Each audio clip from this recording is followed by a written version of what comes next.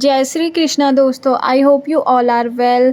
आज हम स्टार्ट करने वाले हैं भगवत गीता चैप्टर 2 का श्लोक नंबर 12। तो चलो बिना देरी के स्टार्ट करते हैं। भगवान ने कहा, ऐसा कभी नहीं हुआ कि मैं न रहा हूँ या तुम न रहे हो अथवा ये समस्त राजा न रहे हों, और न ऐसा है कि भविष्य में हम लोग नहीं रहेंगे। अतः किसी के लिए शोक करने की कोई बात नहीं है। अब नेक्स्ट है श्लोक नंबर 13। प्रत्येक जीव एक अलग आत्मा है, वह प्रतिक्षण अपना शरीर बदलता रहता है, कभी बालक के रूप में, कभी युवा तथा कभी वृद्ध पुरुष के रूप में। यह अलग आत्मा मृत्यु होने पर एक शरीर बदलकर दूसरे शरीर में देहांतरण कर जाता है।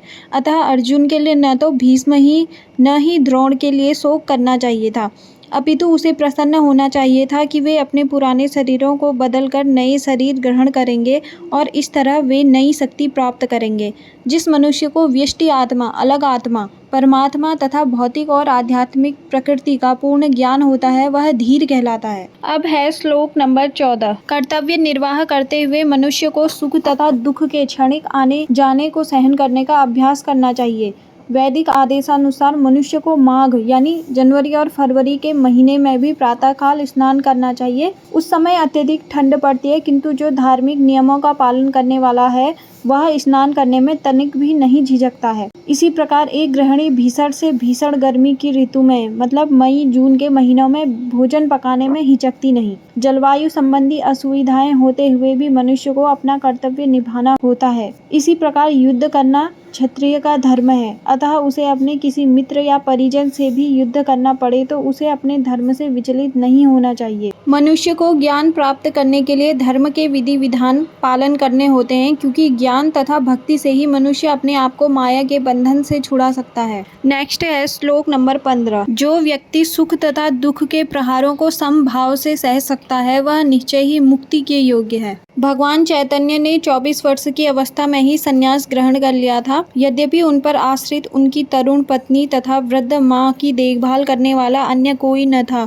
तो भी उच्चादर्श के लिए उन्होंने संन्यास ग्रहण किया और अपने कर्तव्य पालन में स्थिर बने रहे। भव बंधन से मुक्ति पाने का यही एकमात्र उपाय है। इस श्लोक का मतलब मुझे समझ नहीं आया। क्या हमें अपनी मुक्ति के लिए अपने बूढ़े माँ बाप को अकेले छोड़ के संन्यास ले लेना चाहिए? अगर आप में से किसी को भी समझ आया हो तो प्लीज मुझे कमेंट में बताइएगा। अब है श्लोक नंबर 16। शरीर तथा मन में निरंतर परिवर्तन होने पर भी आत्मा स्थायी रहती है, किंतु शरीर नित्य परिवर्तनशील है और आत्मा शाश्वत है।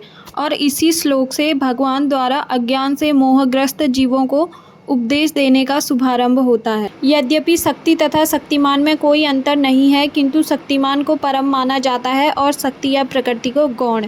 अतः सारे जीव उसी तरह परमेश्वर के सदैव अधीन रहते हैं। अज्ञानावस्था में ऐसे स्पष्ट ज्ञान को समझ पाना असंभव है। अतः ऐसे अज्ञान को दूर करने के लिए सदा सर्वदा के लिए जीवों को प्रबुद्ध करने हेतु भगवान भगवत गीता का उपदेश देते हैं। अब है हमारा आज का लास्ट श्लोक नंबर 17। इस श्लोक में संपूर्ण शरीर में व्याप्त आत्मा की प्रकृति का अधिक स्पष्ट वर्णन हुआ है। प्रत्येक व्यक्ति को शरीर में किसी अंश या पूरे भाग में सुख दुख का अनुभव होता है, किंतु चेतना की यह व्याप्ति किसी के शरीर तक ही सीमित रहती है। एक शरीर से सुख तथा दुख का बोध दूसरे शरीर को नहीं हो पाता। फलतः प्रत्येक शरीर में व्यष्टि आत्मा है, मतलब अलग अलग आत्मा है। इस आत्मा को बाल के अग्र भाग के 10,000वें भाग के तुल्य बताया जाता है। इस प्रकार आत्मा का प्रत्येक कण भौतिक परमाणु से भी छोटा है और ऐसे असंख्य कण हैं। सामान्य से सामान्य व्यक्ति भी समझ सकता है कि यह भौतिक शरीर चेतना रहित होने पर मृतक हो जाता है और शरीर में इस चेतना को किसी भी भौतिक उपचार से वापस नहीं लाया जा सकता। आत्मा आकार में अणु तुल्य है। अणु आत्मा 5 प्रकार के प्राणों में तैर रहा है: प्राण, अपान, व्यान, सपान तथा उदान। यह हृदय के भीतर स्थित है और देहधारी जीव के पूरे शरीर में अपने प्रभाव का विस्तार करता है। हठ योग का प्रयोजन विविध आसनों द्वारा उन 5 प्रकार के प्राणों को नियंत्रित करना है जो आत्मा को घेरे हुए है। यह योग किसी भौतिक लाभ के लिए नहीं, अपितु भौतिक आकाश के बंधन से अणु आत्मा की मुक्ति के लिए किया जाता है।